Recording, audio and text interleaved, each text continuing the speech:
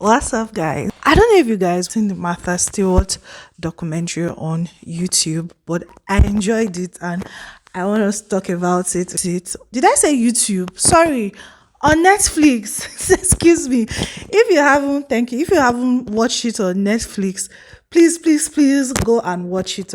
I love to watch biographies. I used to love reading biographies. I don't read them as much, but I like watching biography channels and all of that because it helps you just see other people in the past, how they were able to overcome like challenges and, learn one or two things from their lives. Okay, it was too short. I didn't like that about the documentary. I didn't like the fact that we didn't get to see Martha Stewart as a mother. Okay, we her relationship. I don't want to go there because that mama, that mama is just something. Okay, but I would have loved to see her life as a mom. Okay, like how did she juggle it? Even though they made some hints to the fact that she was difficult and didn't really have the best of relationship with our only daughter, according to the snippets that I saw in the documentary. Apart from that, those are the two areas, and I kind of think like her life has so much to it that she didn't do justice to. There's so many to her life that I personally would have loved to see. But these are parts of the documentary that I like I about. So I think that any person who is like creating content now should really see that movie. There are so many parts about the movie that if you watch it, you learn something. Okay, or me, I learned something. What exactly I learned, but creator and someone who is creating content, I just because I've always when people ask me that so you're passionate about creating this type of content, I'm like no, I'm not. It's not that creating this content, it's just that it is a business, it is profitable to do. That's how I see it. Okay, and so when I watched that steward, I was like, I'm not mad, I'm not crazy. I'm mad personally because I was like, hey, I was trying to say because I was talking with my husband and he was like, oh, there was a time you used to like garden. I said no, I liked creating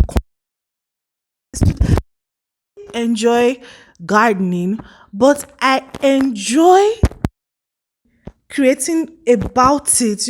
There are some things that you can do that you don't necessarily have to build a career doing that thing itself.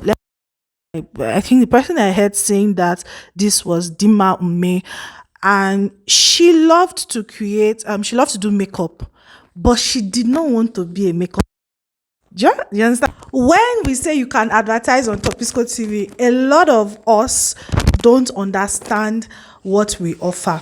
So this is how you can work with us. So one, you can put your banner on our community post. Okay, you see this place now, our community post. So your banner would or your flyer will be on our community post for 1 week. We're not going to post anything over there. So that's one way you can promote whatever it is that you are doing on Topisco TV.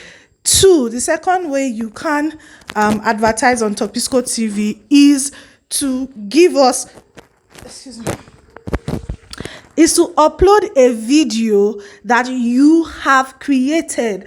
So you probably have created a video advertising your brand, advertising your event, whatever it is. So you give it to us, then we can post that video as a standalone video on our platform. Three, we can take that your video and integrate it into our normal commentary videos. Okay, so we have a weekly package, we have a monthly package depending on your budget. Then we also have a package where you can place your flyer, okay, in our videos. All right, so we also have weekly budget, we have monthly budget. So in a week we can post your put your flowers in like 5 videos depending on what your budget is. So send us a DM, send us a message, let us find what works for you.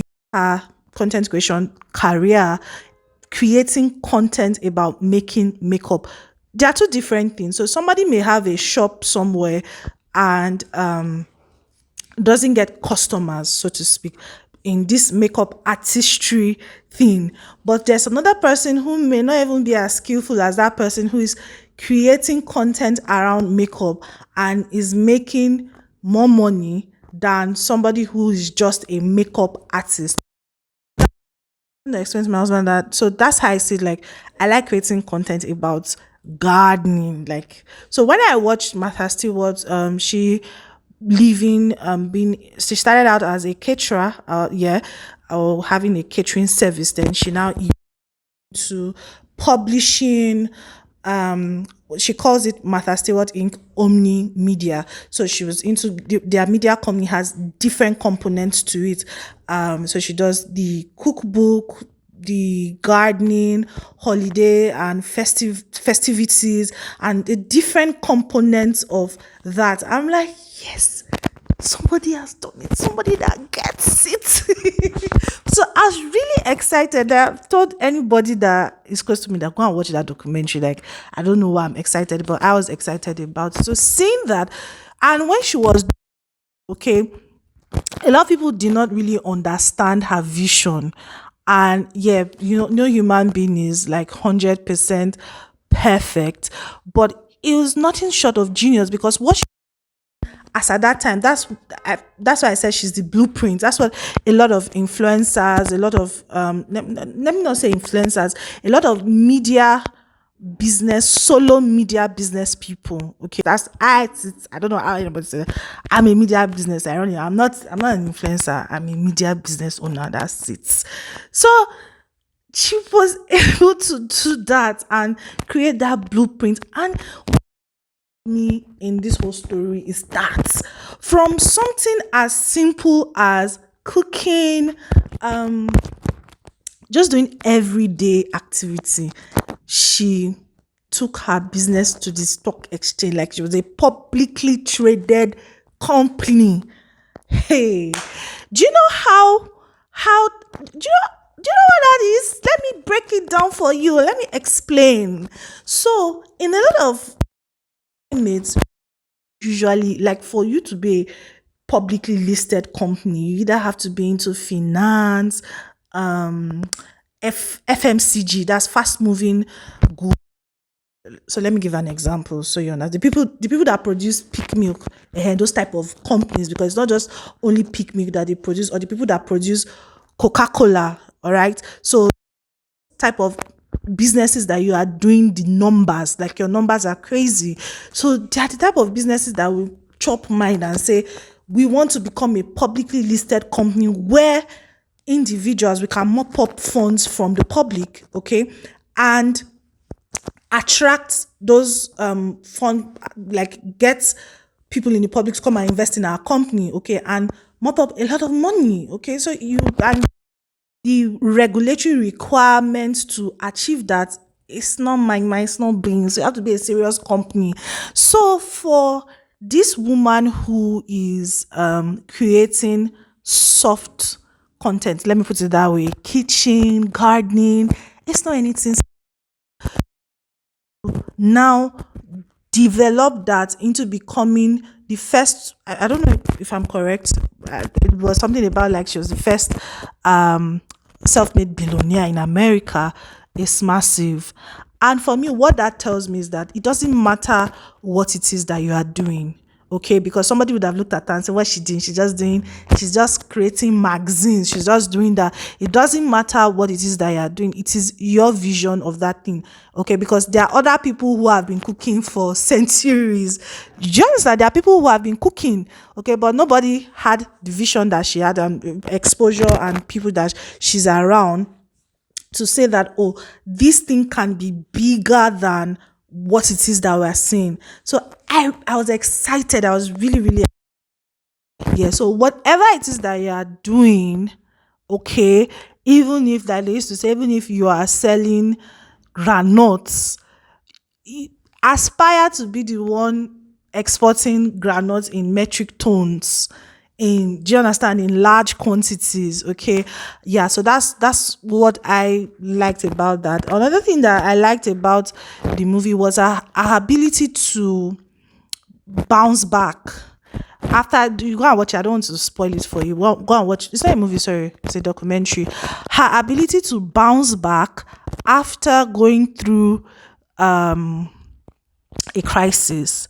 Not a lot of people have that type of resilience, okay? Because you see, in this human world that we live in, you're going to go through ups and downs, you're going to go through different things, but it is how you respond when you go through those things that will determine. Because now we're talking about Martha Stewart, she's in her 80s. Do you understand? She's in her 80s. I've never used her cooking book. In my time now, we have YouTube videos or videos on the internet. You can learn how to cook and all of that. But just imagine when people were buying her books. Those people, some of the earliest people that bought her books, they're probably no longer alive, okay? But in 2024, I am watching Martha Stewart. I'm following her on Instagram. I'm following her on TikTok. Okay, please follow me on TikTok. If you're not following me on TikTok, it's more interesting there. Follow me on TikTok. Okay, I'm following her on TikTok. Topisco Plus. Yeah, that's it. So I'm following her everywhere. This is an 80-year-old woman, and I mean, what that in old age they will keep fruits, because there are a lot of people that in their old age they are no longer relevant, to the culture, they've retired, so to speak. So I love that about Martha Stewart. Another thing that I learned in terms of marriage is that as we, especially for driven women, control every aspect of life, that's a given, but at the same time you have to also make room to find something you enjoy with your partner, because as you evolve, you're not the same person when you get married. How do I explain it? So for instance, in Martha's case, she got married to a richer man, okay, but he didn't have as much drive as she had. So even though her marrying him got to expose her to billionaires and a certain type of lifestyle, she was able to build on that, and she was very driven.